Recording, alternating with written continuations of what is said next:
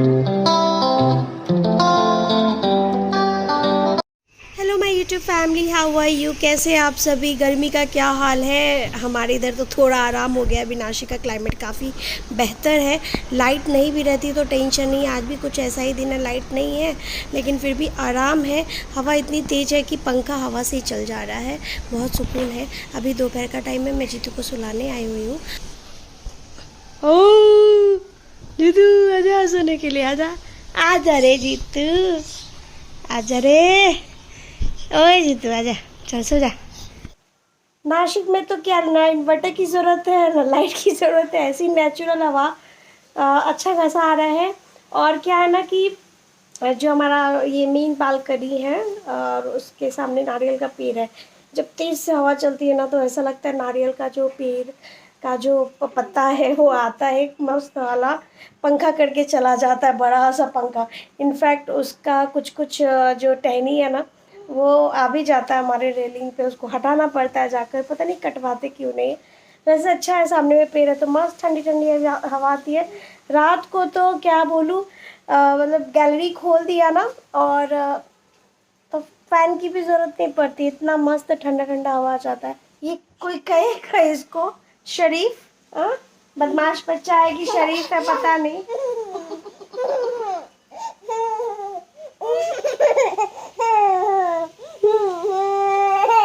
2:30 बज गए सुबह। ये बच्चा 9 बजे उठा है सोकर। नींद नहीं है बिल्कुल भी, आंख में नींद नहीं है। सुलाने की कोशिश कर रही हूँ, ये तो नहीं सोता है, मुझे ही नींद आ जाती है। मैं सोचती कि फटाक से सोएगा तो मैं जाके ना मेरा कुछ काम कर लूँगी, कुछ काम निपटा लूँगी। हाँ, एक तो इतनी गर्मी है, उस पर से लाइट नहीं है। अगर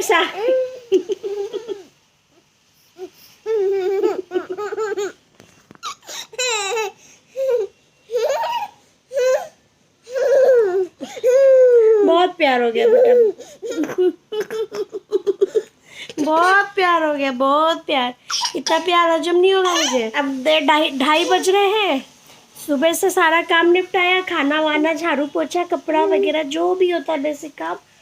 और अभी ये सो जाए तो मैं उसको को कर लूं।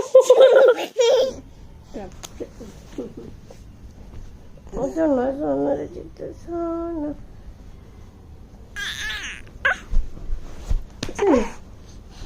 सोना। सभी बच्चों की ना हैबिट अलग अलग होती है सोने में। कुछ बच्चे होते हैं ना टाइम से सो जाते हैं, अच्छे से सोते हैं। कुछ बच्चे होते हैं जिनको नींद कम आती है, तो जीतू उनमें से एक है। कभी कभी तो मैं उसको सुलाने जाती हूँ, मैं प्रिटेंड करती हूँ कि मैं सो रही हूँ ताकि वो सो जाए, बट वो सोता नहीं है, मेरी आँख लग जाती है। तो मैंने आम निकाल कर खाया, मुझे भूख लग रही थी और ना मैं आज क्लीनिंग का काम करने जा रही हूँ। तो मैं सोची इन बिटवीन तो फिर उठना मेरे से पॉसिबल होगा नहीं, तो मैं कुछ खा ही लेती हूँ। तो सबसे पहले मैंने यहाँ का बेड ठीक किया। ये पूजा वाले रूम में जो नीचे हमने मैट्रिक्स डाला है ना, तो उस पर वो यूज़ होता नहीं है, तो 2 दिन पे एक बार मैं बेडशीट झटक देती हूँ। मेरे पास 2 घंटे का टाइम है क्योंकि जीतू अप्रॉक्स 1.5 से 2 घंटे सोता है। तो ये 2 घंटे में मुझे रोहित का अलमीरा फिर से क्लीन करके अच्छे से ऑर्गेनाइज़ कर देना। और ये वीडियो को पूरा देखिएगा गाइज़, एंड तक देखिएगा। मैं नो कॉस्ट ऑर्गेनाइजेशन आप लोगों को इस पर बताऊँगी, बिना पैसे खर्च किए आप कैसे ऑर्गेनाइज़ कर सकते हैं। तो सबसे पहले मैं एक रैक को खाली कर रही हूँ। मैं पूरा अलमीरा एक ही बार में नहीं खाली करूँगी, एक एक करके क्लीन करूँगी, ऑर्गेनाइज़ करती जाऊँगी। क्योंकि जीतू अगर इन बिटवीन उठ गया तो मेरे लिए बहुत ही बड़ा मतलब प्रॉब्लम क्रिएट हो सकता है, क्योंकि मैं अकेले रहती हूँ ना। तो सबसे पहले मैंने जो मेन है जहाँ पे उनके फॉर्मल्स होते हैं वो ऑर्गेनाइज़ करने जा रही हूँ। तो ये मैंने कार्टन का एक DIY बनाया है, कार्टन की हेल्प से गिफ्ट पेपर लगा दिया और थोड़ा कम पड़ गया था तो मैंने बैक साइड नहीं लगाया है, आप चाहे तो लगा भी सकते हैं। तो ये काफ़ी ईजी और बहुत ही मजबूत बना है। तो इसमें ना मैं 2 तरीके से शर्ट रखना बताऊंगी। तो रोहित का ना सबसे ज़्यादा फॉर्मल यूज़ होता है, वीकेंड्स को ही वो मतलब कैजुअल पहनते हैं। तो ये शर्ट को आप ऐसे भी रख सकते हो और ऐसे भी मतलब फोल्ड करके भी रख सकते हो। एक ट्राई मैंने ये भी किया टेक्निक, बट वो अप्लीकेबल नहीं होगा, शर्ट ख़राब हो जाएगा। तो इस तरीके से ये आप फॉर्मल शर्ट को ऑर्गेनाइज़ कर सकते हो, आपके कबर्ड में कितना जगह है उसके अकॉर्डिंग। मैं जब ऑर्गेनाइज़ कर रही थी तो मुझे लगा कि 2-3 शर्ट है जो रोहित नहीं पहनते, तो मैंने उनको साइड कर दिया। शाम को जब वो आएंगे तो उनसे पूछ लूँगी और फिर उसके अकॉर्डिंग किसी को दे दूँगी। फिर ये कैजुअल शर्ट है तो उसको इस तरीके से ऑर्गेनाइज़ करना सिखा रही हूँ गाइज़। कॉलर इस साइड है तो अपोजिट साइड से फिर मतलब एक शर्ट रखेंगे, फिर एक अपोजिट, इस तरीके से ना बहुत सारे शर्ट आ जाते हैं और ख़राब भी नहीं होता, आराम से सिस्टमेटिक रहता है, हैंडी भी हो जाएगा निकालना। तो सबसे पहले मैंने नीचे बास्केट रखा है क्योंकि उसमें कैजुअल शर्ट है वो कभी कभी यूज़ होता है और ऊपर में फॉर्मल रखा है। फिर इसके बाद ये एक बास्केट था मेरे पास, तो इसमें मैंने, आप चाहो तो कॉटन का भी बास्केट बना सकते हो, कोई प्रॉब्लम नहीं है। उसमें मैंने उनके ग्लासेस, सनग्लासेस, पेन, वॉच ये सब कुछ रख दिया है ताकि हैंडी रहे और एक जगह सिस्टमेटिक रहे। उसके बाद जो हैंगर है उसमें मैंने उनके जो फॉर्मल पैंट्स होते हैं वो मैंने लगा दिए हैं। फिर ये जो बैग होता है ना, जो कपड़े का होता है, उससे मैंने ये DIY बनाया है। बहुत ही ईजी है, आराम से आप इस तरीके से इसको लगा दीजिए रॉड में और इसमें बहुत सारे कपड़े आ जाते हैं। सिर्फ ध्यान देने वाली बात ये है कि अगर आपका वो जो बैग है वो मजबूत है तो आप हेवी कपड़े डाल सकते हैं। यहाँ पे मैंने रोहित के जो फुल टी-शर्ट वगैरह है वो सब रख दिए जो यूज़ नहीं होते हैं। तो इस तरीके से ऑर्गेनाइज़ हो गया। फिर यहाँ पे मैंने यहाँ पे जो रेगुलर बेसिस के टी-शर्ट वो जो पहनते हैं वो रख रही हूँ। तो इससे क्या हो गया ना, नीचे का भी एरिया यूज़ हो गया है और ऊपर का भी यूज़ हो गया और सिस्टमेटिक है, कन्वीनियंट है, कोई प्रॉब्लम वाली बात नहीं है। फिर मैं जब यहाँ पे ना थोड़ा सा जगह खाली रखी हूँ ताकि शर्ट वगैरह निकालने में प्रॉब्लम ना हो।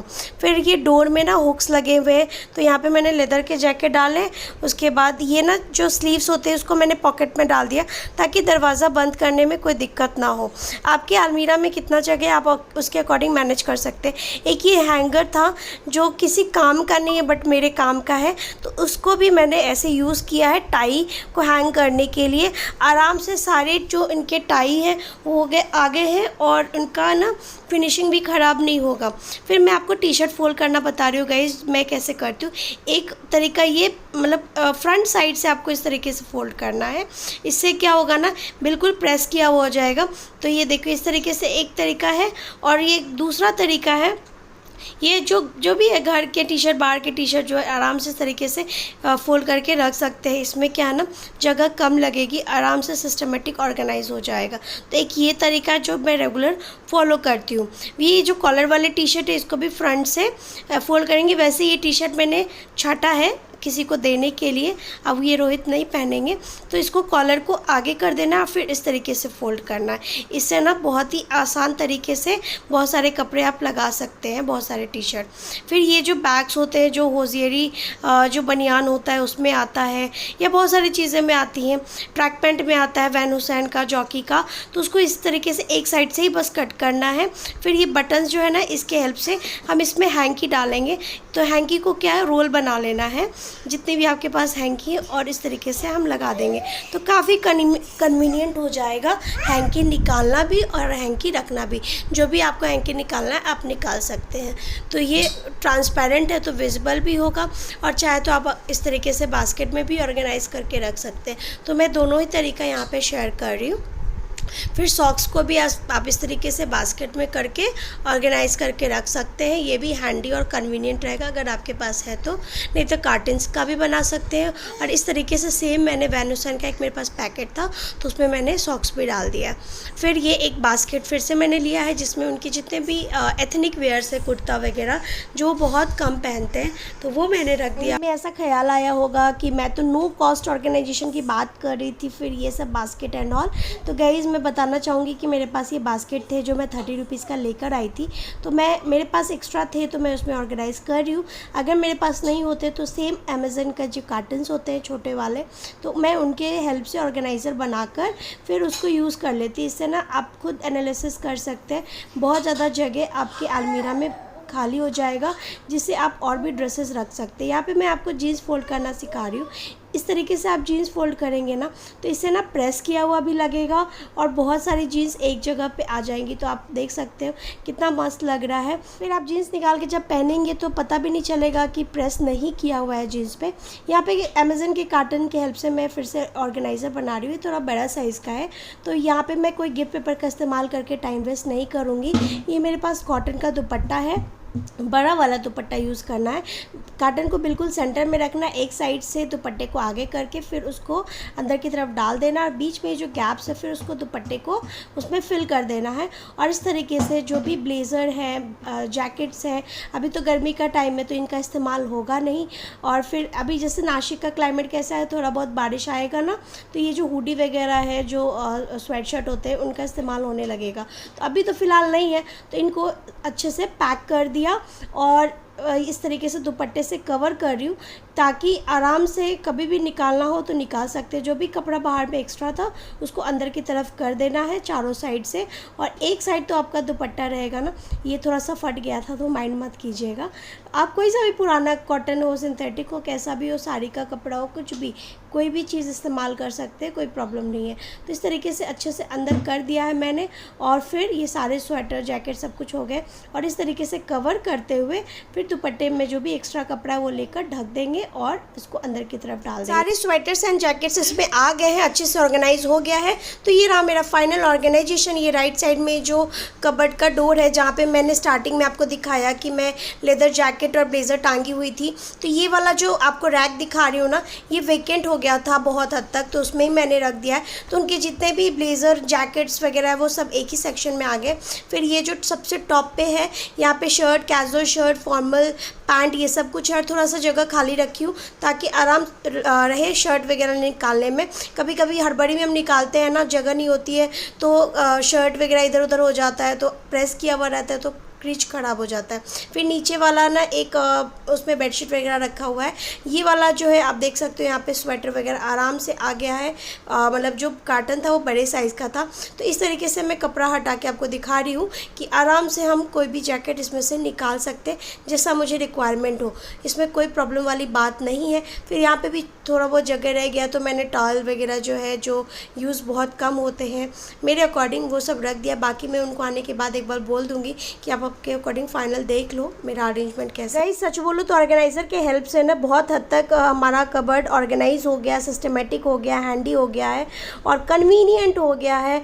बाकी तो रोहित आकर बताएंगे कि उन्हें कैसा लगा अरेंजमेंट। आपको कोई डाउट हो तो कमेंट सेक्शन में ज़रूर बताना। तो जीतू कुमार उठकर आ गए हैं, और जब तक ये आए तब तक मेरा क्लीन एंड सिस्टमेटिक ऑर्गेनाइजेशन हो चुका था। चलो बढ़िया है। थैंक्स जीतू।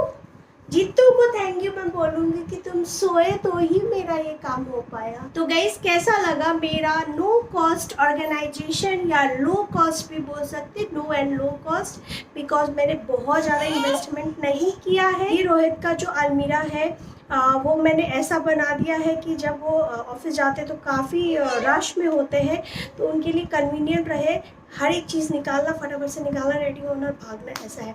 तो जो उनका ड्रेसिंग से रिलेटेड जितने भी एसेसरीज़ हैं, क्लोथ्स वगैरह, वो सब कुछ यहाँ पे है। बाकी कॉस्मेटिक वगैरह तो ड्रेसिंग टेबल के पास होता है।